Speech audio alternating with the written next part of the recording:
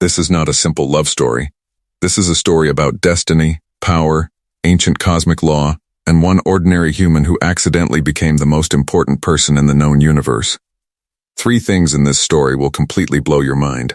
First, why she chose him and not anyone else on Earth. Second, what ancient law forced the entire galaxy to accept her choice. Third, what Ethan said back to her that made the whole crowd gasp. Let me show you exactly how this happened.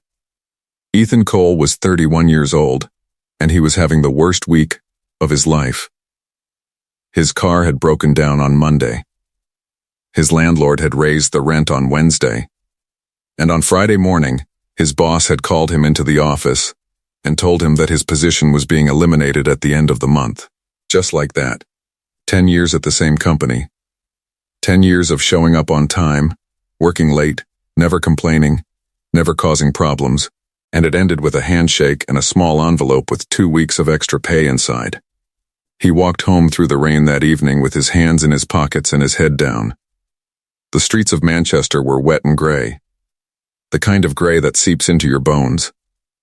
The kind of cold that makes everything feel a little more hopeless than it actually is. He stopped at his usual corner shop, bought a meat pie and a bottle of water, and went upstairs to his small flat on the 3rd floor. He sat on his old couch, turned on the television, and stared at it without really watching anything. He was not a dramatic person. He never felt sorry for himself for too long. But that night, sitting alone in that small flat with the rain tapping against the window, he felt something he had not felt in a long time. He felt invisible, like no one in the entire world knew he existed.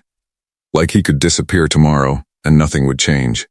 No headlines, no fuss. Every single person on the pavement had their face tilted toward the sky, with expressions that Ethan could not quite read from where he stood.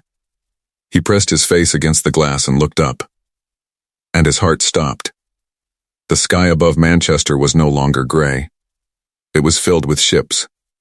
Not small ones.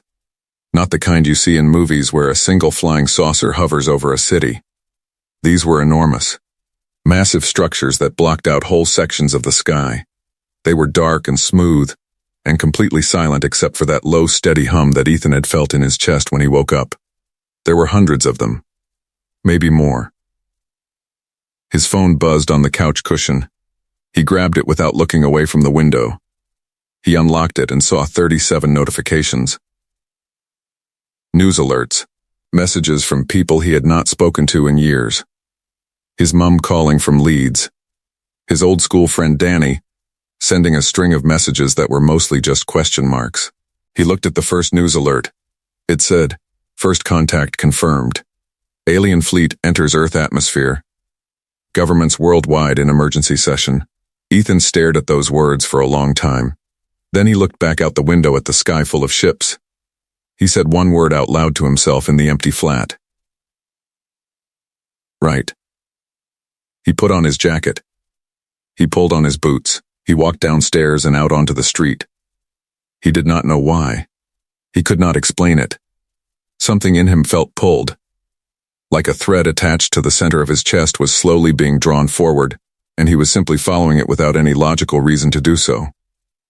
The streets were chaos. Not violent chaos. More like stunned chaos. People standing in clusters, some crying, some laughing nervously, some completely still and silent with their mouths open and their eyes fixed on the sky. Ethan walked through all of it. Past the corner shop. Past the park. Past the old church at the end of the high street. She said, "That is the man who will be my husband." For exactly 4 seconds nobody moved. Not the crowd. Not the alien figures standing in the center of the field. Not the birds that had been sitting in the trees at the edge of the park. Everything was frozen. And then the noise hit. It was not screaming. It was not cheering. It was the sound of thousands of people all turning at the same moment to look at the same single human being. A collective gasp followed by a wave of urgent murmuring that rolled through the crowd like a physical thing. Every face turned toward Ethan. He stood completely still. His brain had stopped working in any useful way. The part of him that was supposed to form thoughts and responses and reactions had simply gone quiet.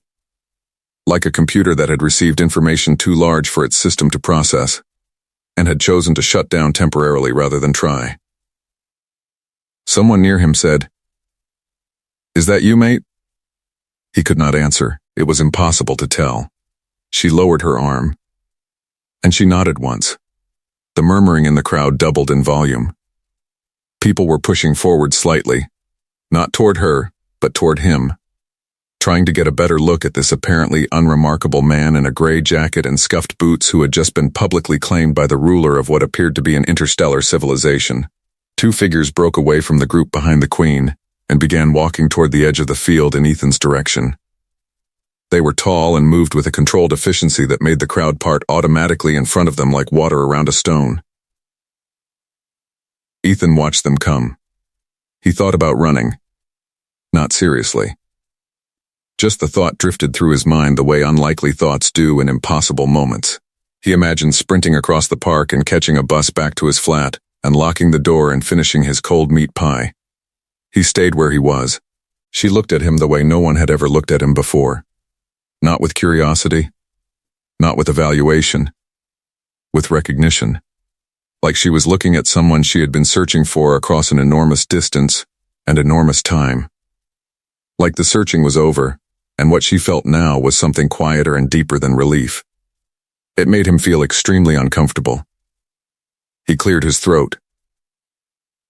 "Hi," he said. Several of the figures standing behind her made a sound that he would later come to understand was the alien equivalent of smothered laughter. She did not laugh, but something softened in her expression. She spoke, and her voice was different when directed only at him. Lower. More personal.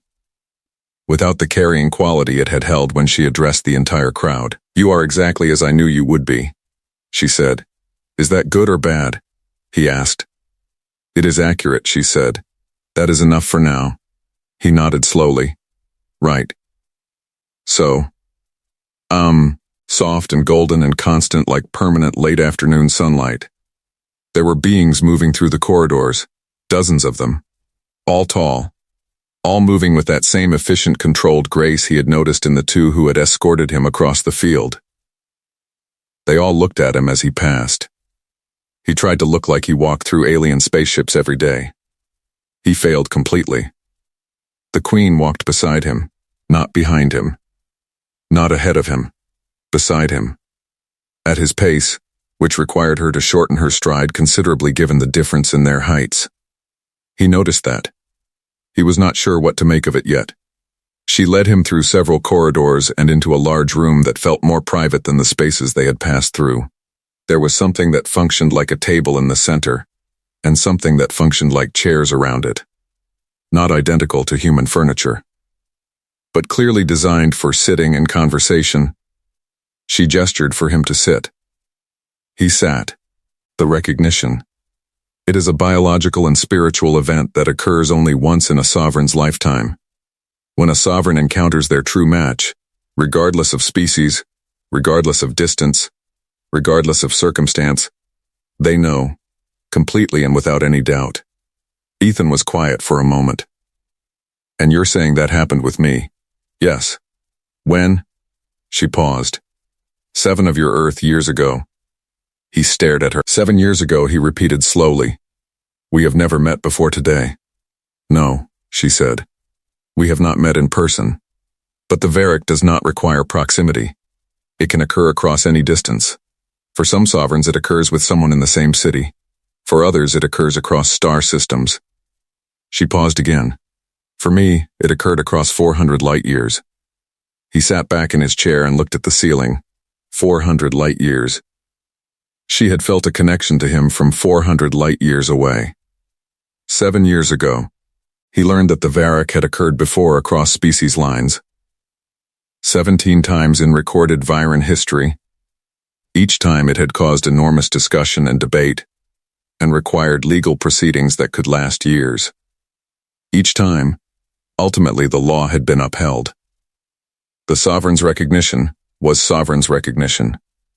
No political body in Viren civilization had the authority to override it. He found that last part both reassuring and slightly alarming. So there are people in your government who are not happy about this, he said. Yes, she said without hesitation. How many people? A significant number. What do they want to do about it? They want to challenge the recognition. Argue that the Varric did not occur correctly. Claim that a human cannot be a valid match under Viren law. Can they make that argument stick? She looked at him steadily. They can try. They will try. There will be hearings. There will be those who present evidence and those who contest it, taken from 400 light years away by something inside me that I did not choose and cannot control. Any Viren medical authority will confirm within minutes that this record is real, and that it corresponds to you. He looked at the disc. He looked at her. He started. He stopped. He tried again. That's actually kind of remarkable. Yes, she said. Also extremely personal. Yes. You've been carrying that around for 7 years. She did not answer immediately. When she did, her voice was slightly quieter than it had been. Yes. He picked up the disc carefully. It was lighter than it looked. It had a faint warmth to it, like something that had been held in someone's hand for a long time. He set it down again gently. Okay, he said. New question. And this one's important. She waited. Why me? He said. I'm not saying that to be self-deprecating. I'm saying it as a genuine question. Out of every being in the universe, out of every human on Earth alone, he sat with that for a long moment. Outside the window, the Manchester sky had darkened and the city lights below had come on. Thousands of small golden points spread across the familiar gray and wet cityscape he had grown up knowing. There's something I need to tell you, he said finally. She waited. 3 days ago, I lost my job. This week has been genuinely terrible. I woke up yesterday morning feeling like the most invisible person on the planet. He looked at her. And then this happened. She held his gaze. I'm not telling you that to be dramatic, he continued. I'm telling you because I think you should know who you are actually dealing with. I'm not a hero. I'm not special in any way that I can see from the inside. I'm just a bloke from Manchester who eats bad meat pies and watches too much football and has never done anything particularly remarkable in his life. She was quiet for a moment. Then she said, and yet, just those 2 words. But in the evenings when the ship was quiet and they sat together in the room he had been given, she was more still, more present, less sovereign and more simply herself. She had told him things. Slowly and carefully, the way someone offers something fragile because they have decided the risk is worth it. She had told him that she had been sovereign for 11 years, and that it had been the most isolating experience of her life. That the Varric had not made the isolation easier. If anything, it had made it harder, to feel that connection existing somewhere across an uncrossable distance, to know that the person who was meant to be beside her was living a life entirely separate from hers, completely unaware of her existence. He had told her things too, things he had not said to another person in years, about his dad leaving when he was 9, about the way he had learned to make himself smaller and quieter so as not to be a burden to his mom who had worked 3 jobs to keep them fed and warm, about how somewhere along the way making himself invisible had become a habit that had followed him into adulthood. Invisible at work, invisible in relationships, invisible in his own life. She had listened to all of it without any expression of pity. She had said, that explains some things about you. Good things or bad things? He had asked. Interesting things, she had said. Which, he was learning, was high praise from Cyril. Now he stood in the council chamber and watched Vedon lay out the challenge in precise and formal Viren language that he could follow through the translation device he had been given. The biological complexity argument was addressed first. The Viren Medical Authority, an ancient figure whose name Ethan had tried repeatedly to pronounce correctly and failed, presented the Varric record analysis. She spoke for nearly 40 minutes. She explained in precise scientific terms that the Varric record held in Cyril's neural structure was one of the clearest and strongest she had measured in over 2 centuries of practice. She further explained that the record's correspondence to Ethan's bioelectric signature was confirmed at a level of accuracy that removed all reasonable scientific doubt. Vedon challenged her conclusions. She responded with additional data. He challenged that. She produced more data. It went on for a long time.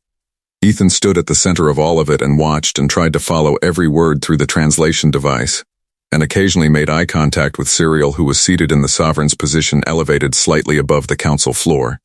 Each time he found her eyes, she was already looking at him. It was not a reassuring look exactly. It was simply the look of someone who was present, who was paying attention, who was aware of him in a room full of hundreds of other beings. It helped more than he had expected. The diplomatic protocol argument was handled by Cyril's legal team with calm efficiency. The relevant law was cited. The sovereign's right to make public recognition declarations was affirmed by 3 separate historical precedents. That part of the challenge collapsed relatively quickly. The third argument was the hardest. Vedon stood at the council floor and spoke for a long time about stability, about precedent, about what it would mean for Viren society to accept a human, a member of a species that had not yet left their own solar system, that had existed for the blink of an eye by Viren standards, into the sovereign line. He was not cruel about it. Ethan could feel the intelligence behind the argument. Vedon was not making a personal attack. He was making a political one. He was saying that the institution mattered more than the individual case. Ethan had been told he would be allowed to speak. He had not planned to. He had planned to let the legal team handle everything, and to stand quietly and look as non-threatening as possible, and let the data do the work. But listening to Vedon speak, something shifted. He raised his hand. There was a ripple of surprise through the chamber. Even Cyril's expression shifted slightly. The council chair, a tall older Viren with silver-streaked coloring, acknowledged him. Ethan stepped forward. He looked out at 300 alien faces looking back at him. He took a breath. "I don't know your laws," he said. His voice carried clearly through the chamber's acoustics. "I don't know your history the way you do. I've been alive for 31 years, and most of it has been very ordinary and not particularly remarkable." He paused. "But I know something about feeling like you don't belong somewhere, and I know something about being told that you're not enough. Not the right kind, not the right amount." The chamber was completely silent. "I'm not asking you to accept me because I deserve to be here by your standards. I'm asking you to accept me because she does. Because whatever that Varric thing is, it worked. And I think you know it worked. And I think the only real question in this room right now is not whether this is real. The question is whether you're going to let something true be true." He stopped. He stepped back. He looked at Cyril. She was looking at him with an expression he had not seen on her face before. It took him a moment to identify it. Pride. The vote took 11 minutes. Ethan spent those 11 minutes standing very still in the center of the chamber, and breathing carefully, and not thinking about anything in particular, because if he allowed himself to think about anything in particular, he was fairly sure he would begin to shake noticeably, and he preferred not. To do that in front of 300 alien council members, the council chair announced the result in formal Viren language. The translation device rendered it in his ear a half-second later. 211 to 89. In favor. The challenge was rejected. The Varric recognition was formally confirmed. The chamber did not erupt. There was no dramatic outburst. The Viren were not a people who expressed collective reaction the way a human crowd might. But there was a shift in the atmosphere of the room, a settling, like something that had been held at tension had been released. Vedon sat very still for a moment. Then he rose, made a formal gesture of acknowledgement toward the council chair, and left the chamber without looking at Ethan. Cyril rose from the sovereign's position. She descended the steps from her elevated seat and crossed the chamber floor toward him. Every council member in the room watched her in silence. She stopped in front of him. She looked at him with those silver-violet eyes that he had spent 3 weeks slowly learning to read. "You did not have to speak," she said. "I know," he said. "It was not necessary. The data was sufficient." "Probably," he said. "Then why?" He considered the question honestly for a moment. "Because Vedon was talking about institutions and laws and political stability," he said. "And those things matter. I understand why they matter. But nobody in that room was talking about you. As a person, as someone who waited 7 years and crossed 400 light years." He paused. "I thought someone should." She was quiet for a long moment. When she spoke, her voice was lower than usual. Only for him. Not for the chamber. "You are exactly as I knew you would be," she said. It was the same thing she had said to him on the field in Manchester. The very first words she had spoken to him directly. But they landed differently now that he knew what she had waited, and what she had carried, and what it had cost her to cross that distance and stand in that field and point at a completely ordinary man in a gray jacket. "Better or worse than you expected?" he asked. She thought about it seriously, the way she always thought about things seriously. "Neither," she said. "Accurate. Which, as I told you before, is enough." He smiled. "Right," he said. They walked out of the council chamber together. What came next was not simple. He had known it would not be. There were formal proceedings. There were protocols. There were meetings with advisors and legal representatives and diplomatic officials from the various civilizations who had sent observers to witness the Earth contact event, and were now watching with enormous interest to see how the situation would develop. There were also phone calls home, calling his mum from a ship 400 miles above the Earth's surface and explaining the situation was one of the more challenging conversations of his life. She took it better than he expected. She asked if cereal was good to him. He said yes. She said good then, and told him to make sure he was eating properly. He called Danny too. Danny reacted with significantly more noise than his mum. A great deal of language that the translation device probably could have handled, but Ethan was glad it did not need to. And ultimately a long string of questions that Ethan promised to answer properly when he could. Weeks passed. Months. Cereal did not rush him. She had made that clear from the beginning, and she maintained it consistently. Every step was his choice to make at his own pace. She answered his questions. She showed him things about her world, and her people, and her life, that were offered as information, not as persuasion. He traveled with her for the first time 3 months after the council vote. Not to her home system.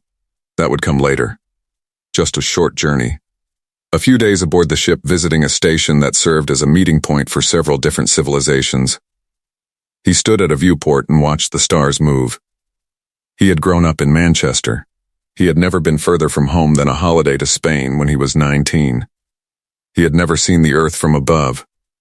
He had never imagined he would see anything from above except the view from an airplane window. The universe was very large. He had known that intellectually his entire life. He had heard the numbers. He had understood in the abstract way that humans understand things that are too vast for the mind to truly hold. But standing at that viewport, watching stars that humans had never named, and planets that no human eye had ever seen passing in the distance, he understood it differently. In his body, rather than his mind, a kind of knowing that bypassed thought entirely. He did not feel small. That surprised him. He had expected to feel small. He had expected the vastness to be overwhelming in a diminishing way. But it was not. It was more like the feeling of stepping outside on a clear night, and looking up, and feeling, for just a moment, connected to something larger than your own individual life. Cereal came to stand beside him at the viewport. They stood together in silence for a while. "Tell me what you're thinking," she said. He watched a distant star that he had no name for. "I spent 31 years being invisible," he said quietly. "Making myself small. Not taking up space. Not making noise. Not asking for things." He paused. "I thought that was just who I was. I thought it was a personality. Turns out it might have just been circumstance." She was quiet beside him. "What changed?" she asked. He looked at her. "You pointed at me in front of thousands of people," he said. "You crossed 400 light years and stood in a field in the rain and pointed directly at me and told the whole world I existed." She met his eyes. "You always existed," she said. "I know," he said. "But you made sure I knew it too." He turned back to the viewport. Outside, the stars moved slowly past, each one a sun, each one perhaps orbited by worlds, each one burning with complete indifference to the small dramas and large meanings of the beings traveling through the darkness between them. He reached out beside him. After a moment, her hand met his. They stood like that for a long time. The invisible man from Manchester and the queen who had crossed half the galaxy because something ancient and inexplicable and completely beyond both of their control had pointed at him from across 400 light years and said, "That one," without any apology or explanation. He squeezed her hand gently. She squeezed back.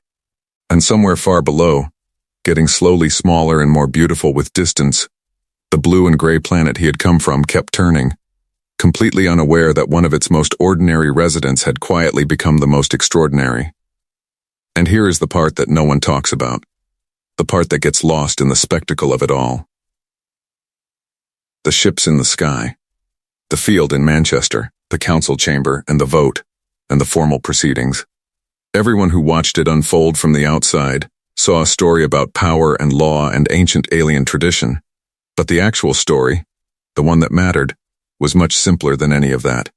It was a story about a man who had spent his entire life believing he was invisible, that he did not matter, that his absence would not register anywhere in the world.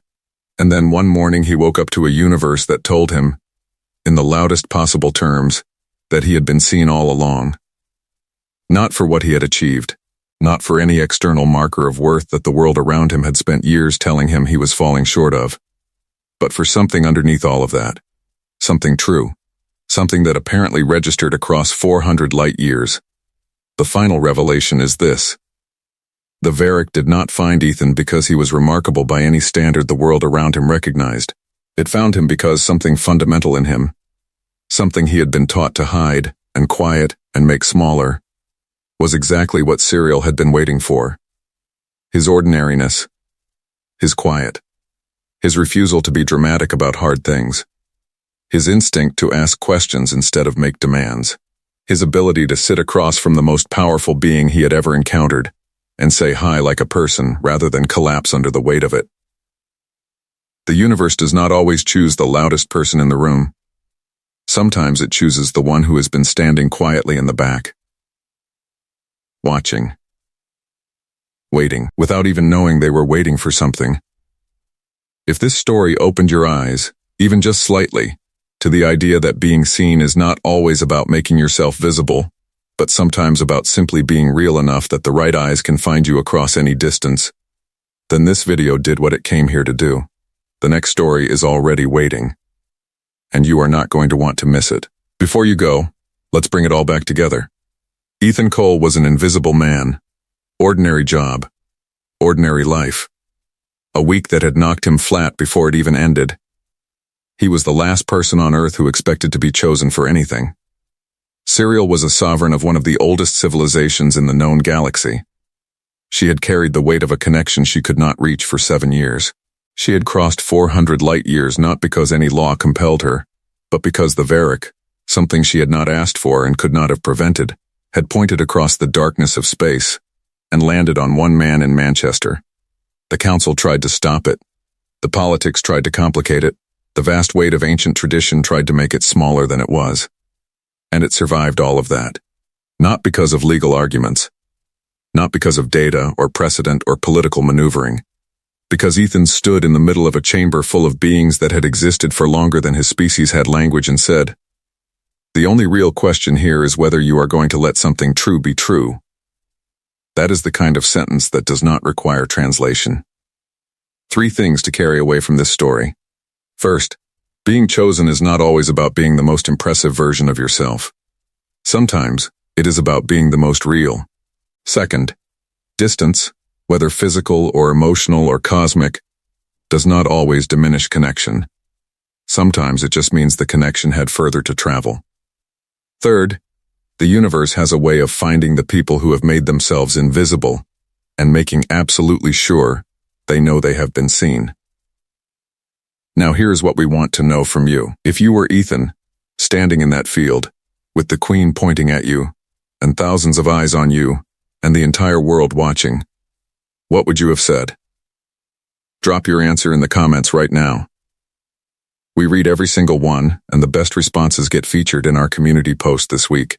If this story grabbed you, and you want more hi-fi science fiction stories that hit you right in the chest, hit the subscribe button right now, and ring that notification bell. We release new stories every week, and every single one is built to keep you watching until the very last second.